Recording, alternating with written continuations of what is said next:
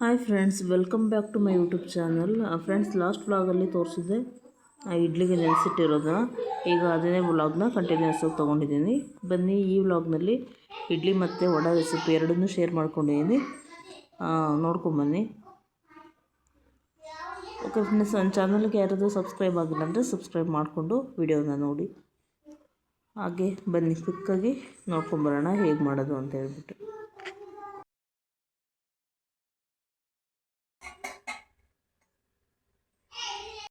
Katuja आहे kulfi katuja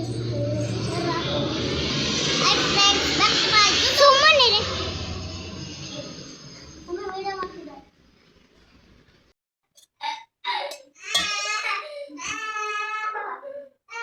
ಉದ್ದಿನ ಬೇಳೆ ತಗೊಂಡಿದ್ದೀನಿ. ಉದ್ದಿನ ಕಾಳು ಸ್ವಲ್ಪ ಇಷ್ಟು ನೀರು ಹಾಕೊಂಡು ಚೆನ್ನಾಗಿ ಹುರ್ಕೊಂಡ್ಬಿಡೋದು.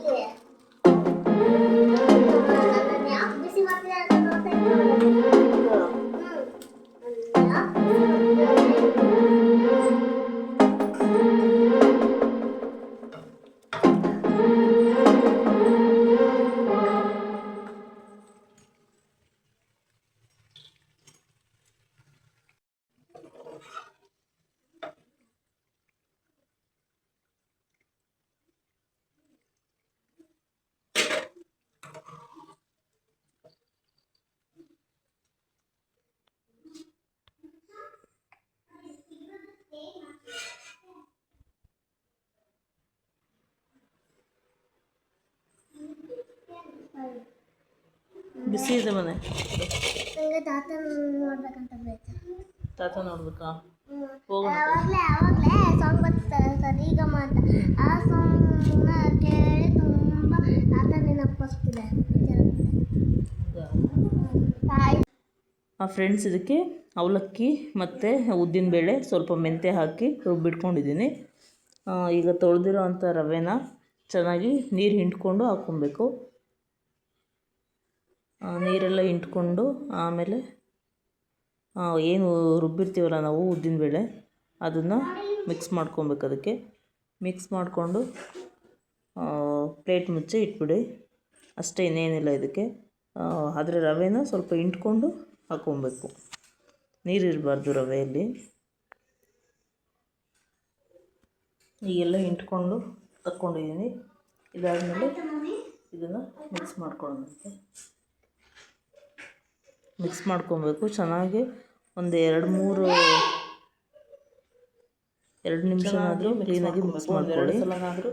ಮಿಕ್ಸ್ ಮಾಡ್ಕೊಬೇಕು, ಎಲ್ಲ ಹೊಂದ್ಕೊಬೇಕು.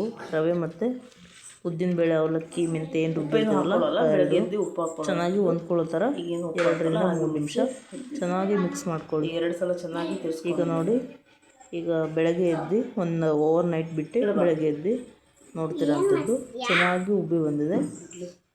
ಚೆನ್ನಾಗಿ ಬಂದಿತ್ತು ಫ್ರೆಂಡ್ಸ್, ನೋಡಿ ಎಷ್ಟು ಚೆನ್ನಾಗಾಗಿದೆ.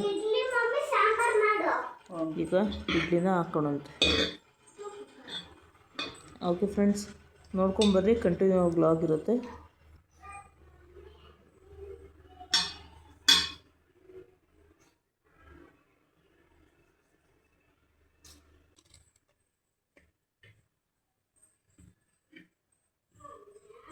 ಬಾಯಲ್ಲಿ ಹಿಡ್ಕೊಳ್ಳಿ.